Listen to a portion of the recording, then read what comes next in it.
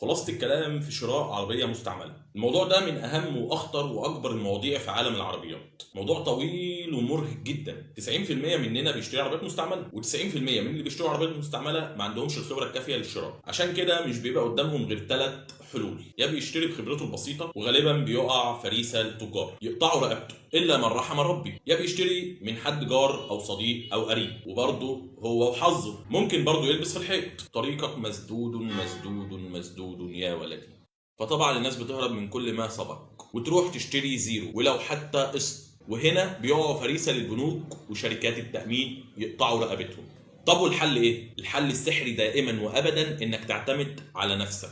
طب ازاي؟ والخبره نجيبها منين؟ انا اقول لك ازاي. في مجموعه نقاط لو مشيت عليها باذن الله هتشتري احسن عربيه ومش هيضحك عليك ابدا باذن الله. بعد المقدمه الطويله دي نبدا موضوعنا. بسم الله. اولا وقبل اي شيء لازم تكون محدد لنفسك هتشتري ايه قبل ما تنزل تدور او تشتري. بمعنى عايز عربيه عائليه، عربيه شبابيه، عربيه سفر، ولا جوه المدينه؟ حدد احتياجاتك للعربيه ثم حدد الفئه السعريه واخرك كام. لو فرضنا اخرك 150 دور على العربيات اللي بعد 160 الف جنيه. ليه؟ لان طبيعه الشعب المصري بيزود وانت تروح تفاصل. حدد الفئه السعريه ومتطلباتك للعربيه، بكده هتكون حكمت اختياراتك بين 5 عربيات تقريبا. هتحاول تشوف اي صديق او قريب ليك معاه نفس العربيه وتركبها وتقعد فيها وتسوقها عشان ما تجيبش العربيه وتتصدم وتلاقي نفسك مش مرتاح فيها، ولو فكرت تبيع هتخسر. فجربها الاول وادخل على النت واسال ملاك العربيه مميزات وعيوب العربيه ايه. اسال الملاك، ما تسمعش من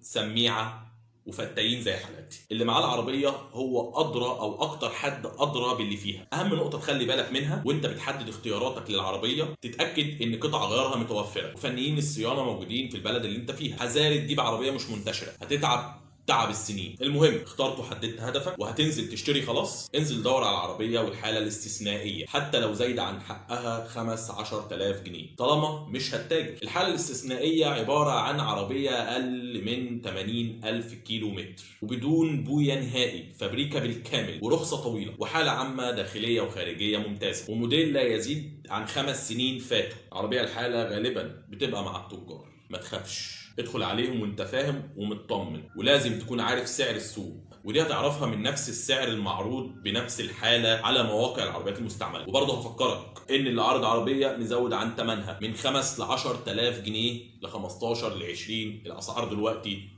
فالزيادة ديت لزوم انفصال. طيب هتجيب عربية منين؟ قدامك 4 اختيارات: معارفك، معارض او تجار حواليك، سماسرة سيارات، والمعروض على النت. خد بالك كمية الغش وقلة الضمير كتيرة جدا. وصلنا للعربية ايا كانت الطريقة وخلاص بنشتري. هنعمل ايه بقى؟ ده لب الموضوع. هتقف قدام العربية من بعيد وتلف حواليها وبنظرة فاحصة. هل العربية واقفة مظبوطة ولا مايلة بجنب ولا مقلوبة لقدام ولا لورا؟ طيب واقفة مظبوطة كده وذكر تمام. لون البوية موحد ولا في باب او رفرف مختلف عن باقي لون العربية؟ فاتح غامق؟ ركز قوي في حكاية اللون دي. بص من بعيد على اجناب العربية وسقفها وكبوتها، سلام ولا معرجين؟ قرب شوية وبص على فواصل الصاج، اي المسافات ما بين الباب والرفرف، الكبوت والرفرف، الابواب وبعضها، الابواب وجسم العربيه، الكبوت والشنطه. لازم تكون فروقات العربيه مظبوطه، فوق زي تحت، يمين زي شمال،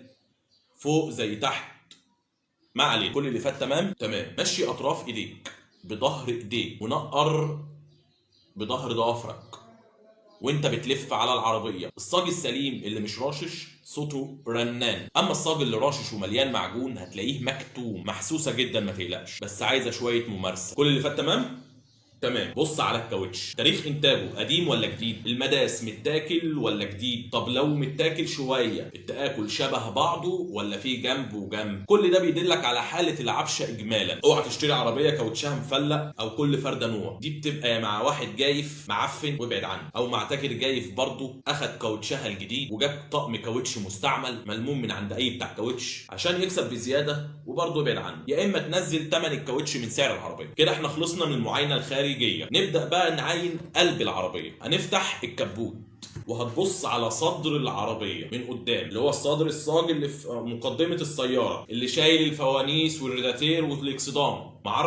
معرج فيه آثار دق او بويه، مسامير اطرافه باين فيها علامات فك او تركيب. طيب الفوانيس القواعد بتاعتها مكسوره ولا سليمه؟ اهم حاجه تكشف على صدر العربيه ده كويس جدا، لان اي خبطه في وشها بتعلم، والخبطه في الوش ما فيهاش معلش. لو تمام يبقى خلاص. نام تحت وش العربيه وبص على الصدر التحتاني وشاسيه الاكسدام اللي بيصلح او بيخبي حاجه، بيصلح من الخارجي ومن فوق بس، ما بيهتمش من تحت. من هنا انت تقفشه. هتبص على طرف الكبوت اسمه الفليتو، هل فيه طقه او رده قبل كده؟ كمان هتبص على مسامير تثبيت الكبوت، عليها علامات بويه، عليها علامات فك وتركيب. فيه ناس العربيه لما بتعمل حادثه وتجيب كبوت على لونها وتركبه، فخلي بالك. نفس الفحص اللي عملناه للكبوت هنعمله للاربع بيبان وباب الشنطه. للشنطه هنزيد عليها مشكورا انك تحل الاستبن تخرجه بره، وتبص على ارضيه الشنطه في اعوجاج في الصاج او اي تخزينه. ركز معايا الله يرضى عليك. المهم هنفتح بقى الصالون، عين الفرش والطابلوه والكراسي، راجع على كل الكماليات شغاله ولا لا. اهم مصيبه التكييف، يا شغال كويس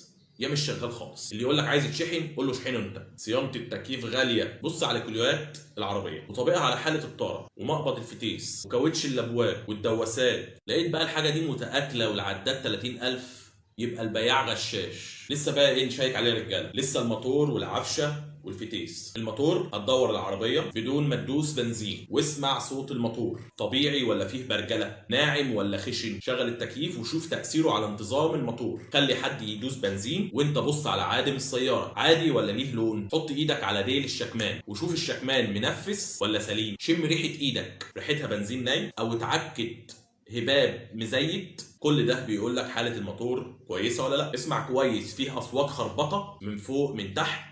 اقعد في العربيه والعربيه دايره ودوس دبرياج للاخر واسمع كويس. صوت الموتور اختلف مع او بدون دبرياج. دوس دبرياج وادي كل غيارات العربيه وهي واقفه، شوف فيها عضه في الغيار ولا لا. الاوتوماتيك اركب العربيه وامشي بيها، شوف فيه غيار بيأخر معاك ولا لا، وشوف النقله ما بين النقله والنقله بيجي ناعم ولا فيه تأخير. وبكده انت تعرف تشتري العربيه لوحدك ومحدش ينصب عليك ان شاء الله. ما تنساش تعمل لايك للفيديو.